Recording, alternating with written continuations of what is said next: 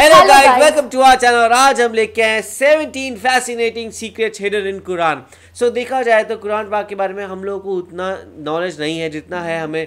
जैसे हमने थोड़ी सुराज सुनी हुई हैं और हमने थोड़ी आयात सुनी हुई हैं, तो उसकी वजह से हमें थोड़ी नॉलेज आई है। और वो ट्रांसलेशन सुनने में तो बहुत ही मतलब एनलाइटेड फील होता है। सो यहाँ हम देखते हैं कि ऐसे कौन से सीक्रेट हिडन फैक्ट्स है जो ऑफ कोर्स मेरे ख्याल से मुस्लिम्स को तो पता ही होगा, जो हमें नहीं पता है। सो देख लेते हैं। और मुझे ऐसे लगता है ना, आपकी जितनी भी होली बुक्स हो उसकी आपको रिस्पेक्ट करनी चाहिए, क्योंकि कुछ कुछ चीज़ें मतलब कि चाहे वो कुरान में हो चाहे वो गीता में हो, है ना, ये चीज़ें मेंशन है ही। अभी मैं कुछ दिन पहले ये रील देख रही थी एक, उसमें ना जैसे इंडिया मतलब कि उसमें शायद गीता में ये चीज़ मेंशन है कि जब इंसान डेथ हो जाती है उसके बाद, तो उसकी जितनी भी मेमोरी होती है वो रिकॉल कर रहा होता है। वो बर्थ टू लेकर डेथ जितना भी उसका होता है वो सब उसको दिख रहा होता है, वो 7-8 मिनट।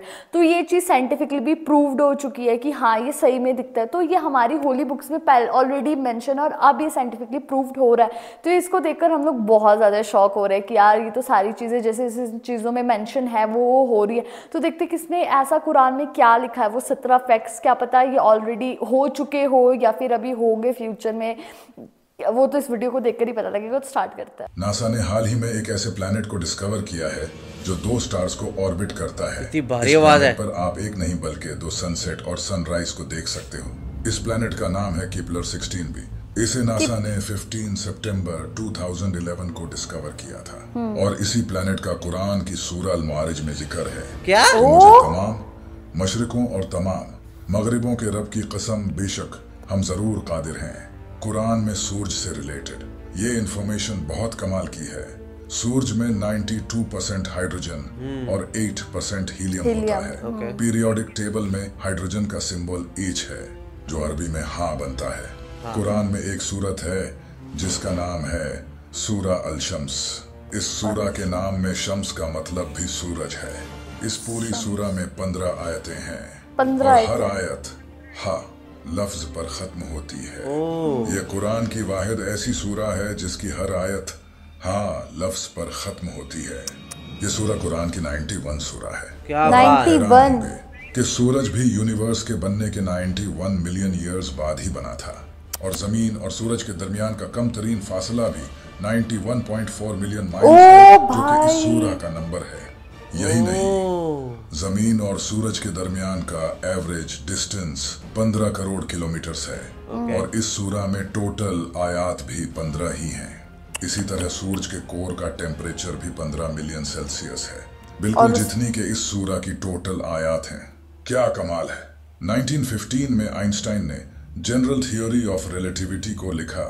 इस थ्योरी से साइंटिस्ट्स ने यह डिस्कवर किया कि स्पेस को मोड़ा भी जा सकता है, यानी कि स्पेस बेंड हो सकती है।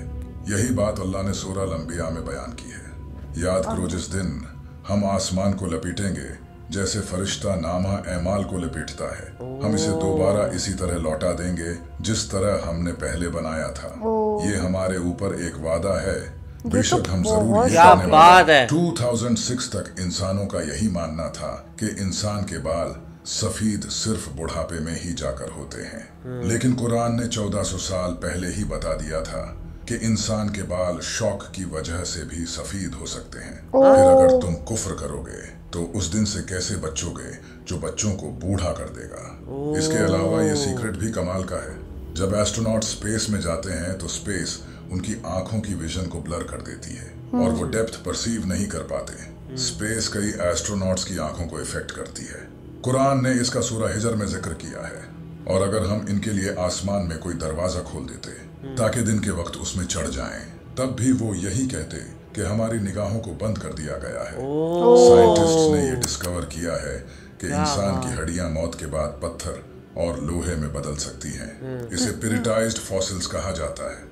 इसका जिक्र कुरान ने 1400 साल पहले सूरह अल इसरा आयत नंबर 49 में किया है। और इन्होंने कहा, क्या जब हम हड्डियां और रेजा रेजा हो जाएंगे तो क्या वाकई हमें नए सिरे से पैदा करके उठाया जाएगा? तुम फरमाओ कि पत्थर बन जाओ या लोहा। ये कैसे पता था? आप हैरान हो जाओगे। ये तो बहुत शॉकिंग चीज है। पता है कि फीमेल स्पाइडर बच्चे पैदा होने के बाद मेल स्पाइडर्स को मारकर फेंक देती हैं। और फिर कुछ वक्त बाद जब बच्चे बड़े होते हैं तो वो अपनी माँ को मारकर फेंक देते हैं। ये दुनिया का सबसे बुरा घर है। इतने इसे भी घटिया कुरान लोग में हैं। बयान किया गया है, जिन्होंने अल्लाह के सिवा और मददगार बना रखे हैं, इनकी मिसाल मकड़ी की तरह है जिसने घर बनाया, और बेशक सब घरों में कमजोर घर मकड़ी का घर होता है। क्या अच्छा होता अगर वो जानते। इसी आयत में ये भी बताया गया है कि फीमेल स्पाइडर घर बिल्ड करती हैं, न कि मेल स्पाइडर्स। लेकिन इंटरेस्टिंग बात यह है कि काफी टाइम तक साइंटिस्ट का यही मानना था कि मेल स्पाइडर्स घर बिल्ड करते हैं, न कि फीमेल स्पाइडर्स। लेकिन आखिर हमेशा की तरह कुरान सच निकला, और अब साइंटिस्ट भी कुरान से फुली अग्री करते हैं। जैसा कि आप जानते हैं कि इंसान की उंगलियों के फिंगरप्रिंट्स जिस्म का सबसे कॉम्प्लिकेटेड हिस्सा है। हर इंसान की उंगलियों के फिंगरप्रिंट्स डिफरेंट होते हैं। ये बात भी अल्लाह ने कुरान में जाहिर की है। क्यों नहीं हम इस बात पर कादिर हैं कि इसकी उंगलियों के पोरों तक को ठीक कर दें। हम जो लोहा इस्तेमाल करते हैं ये दरअसल स्पेस से आया है। आज से हजारों साल पहले लोहा मिटियोर के जरिए जमीन पर आया था, जो एक साइंटिफिक फैक्ट है, और ये बात कुरान ने 1400 साल पहले ही जाहिर कर दी थी। और हमने लोहा उतारा, इसमें सख्त लड़ाई का सामान है और लोगों के लिए फायदे हैं। इसी तरह अल्लाह ने सूरह अल-अनम में बयान किया है। और जिसे अल्लाह हिदायत देना चाहता है तो उसका सीना इस्लाम के लिए खोल देता है, और जिसे गुमराह करना चाहता है उसका सीना तंग, बहुत ही तंग कर देता है, गोया कि वो जबरदस्ती आसमान पर चढ़ रहा है। इसी तरह अल्लाह ईमान न लाने वालों पर अजाब मुसलत कर देता है। इस आयत पर गौर करो, यहाँ लिखा है इसका सीना तंग, बहुत ही तंग कर देता है, गोया कि वो जबरदस्ती आसमान पर चढ़ रहा है। 1400 साल पहले ये किसको पता था कि जब इंसान आसमान पर चढ़ता है तो ऑक्सीजन कम होने के वजह से उसका सीना टाइट हो जाता है। क्या आपको पता है कि समंदर की कोर तक सनलाइट नहीं पहुंचती? सनलाइट समंदर में 200 मीटर तक ही पहुंच सकती है। लेकिन अगर ये सच है तो फिर समंदर के डीप में जो जानवर हैं वो आखिर कैसे जिंदा रहते हैं? इसके बारे में कुरान में अल्लाह का फरमान है कि अल्लाह समंदर में वहां भी रोशनी देता है जहां इंसान अपना हाथ तक नहीं देख सकता। साइंस ने यह डिस्कवर किया है कि समंदर के डीप में ऐसे ऑर्गेनिजम्स होते हैं जो लाइट प्रोड्यूस करते हैं। इन्हें बायोलुमिनेसेंट कहा जाता है। हम जो पानी इस्तेमाल करते हैं ये इस दुनिया का पानी नहीं है। आज से हजारों साल पहले मीटियोर के जरिए ये पानी इस दुनिया में आया है। बहुत सी जियोकेमिकल स्टडीज से यह पता चला है। काश लोग पहले कुरान पढ़ लेते।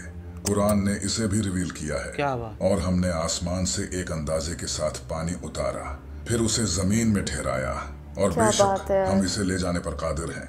ये है रोसेट नेबुला। इसे 17वीं सेंचुरी में ब्रिटिश एस्ट्रोनॉमर जॉन फ्लैमस्टीड ने डिस्कवर किया था। ये नेबुला भी अल्लाह ने कुरान में जाहिर किया है।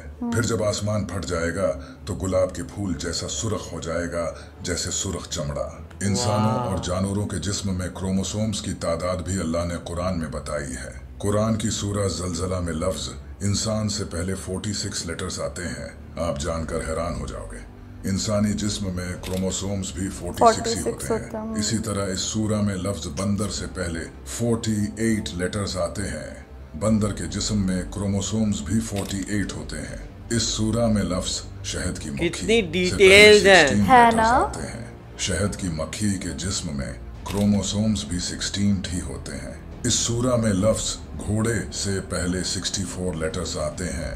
घोड़े के जिस्म में क्रोमोसोम्स भी 64 भाई साहब, इस सूरह और में ये लफ्ज कोई ऊंट से ऐसे नहीं हो पहले सकता कि 74 गेस लेटर्स कैसे आते कर हैं। दिया ऊंट तो के जिस्म में क्रोमोसोम्स भी 74 होते हैं। एक होता तो समझ आता, इतने ये सारे। तो बहुत सारे हैं। बेशक आसमानों और जमीन की पैदाइश और रात और दिन की बाहिम तब्दीली में अक्लमंदों के लिए निशानियां हैं। दुनिया में कोई ऐसी किताब नहीं जिसके हर सेंटेंस में इतने राज छुपे हों। सही बात है। आज से 1400 साल पहले किसी इंसान के लिए ऐसी किताब लिखना तो इम्पॉसिबल था। तब तो इंसान के पास कोई खास टेक्नोलॉजी भी नहीं थी।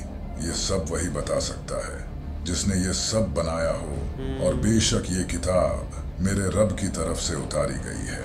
वाओ, बहुत ही कमाल की वीडियो थी यार। और मतलब इतना शॉकिंग थी कि क्रोमोसोम्स, एक ह्यूमंस में कितने क्रोमोसोम होते हैं वो मतलब कि कुरान में मेंशन है विद लेटर, है ना। और एक घोड़े में कितने क्रोमोसोम्स होते हैं वो मेंशन है। इसमें ये लिखा गया है कि कैसे मतलब कि जो वाटर है वो एक दूसरे प्लेनेट से आया है, ये चीज़ मेंशन है कि कैसे लोहा दूसरी उससे आया हुआ है। तो ये सारी चीज़ें शॉकिंग है। और एक चीज़ तो आप ऐसे बोल सकते हो कि हाँ ठीक है यार, ये तो ऐसे ही ऑलरेडी होगा, ये तो ऐसे ही होगा, है ना। लेकिन इतनी सारी ये कैसे आप झुठला लोगे कि ये सारी चीज़ें हैं, ये तो इसमें मेंशन है ना। और कुरान को सबको ही पता है कि इसमें कुरान में कोई चेंज ला ही नहीं सकता, है ना। और इतनी प्योर बुक है वो, तो ऐसा भी नहीं है कि किसी ने उसमें कुछ कर दिया हो, वो सारी चीज़ें वो ऑलरेडी मेंशन है। तो बहुत ज़्यादा शॉकिंग है ये सारी चीज़ें। वही, और सब वो फाइंड भी की गई, वो बहुत बड़ी बात है। बिकॉज अगर वो लिखी गई थी वैसे और या तो अल्लाह ने भेजी थी तो देखा जाए तो उसको कोई फाइंड नहीं कर सकता था, मतलब बहुत डिफ़िकल्ट थी तभी कैसे। पर इन्होंने वो एक एक वर्ड काउंट किया, उसे समझा और उसे मैच किया और फिर यहाँ पे उस चीज़ को निकाला। एंड कैसे वो बता रहे कि लाइक साइंस बाद में उस सब चीज़ को डिस्कवर कर पाई है, तब जाके हम लोगों को समझ आ पा रहा है कि एक्चुअल मीनिंग क्या था। वरना तो हम लोग उसको एक अलग मीनिंग के साथ ही पढ़ते थे। तो आप लोग का इसमें क्या कहना, आप हमें कमेंट सेक्शन में ज़रूर बताइएगा। तो इसे लाइक करते जाइए, कमेंट करते जाइए, शेयर करते जाइए और सब्सक्राइब करते जाइए। बाय।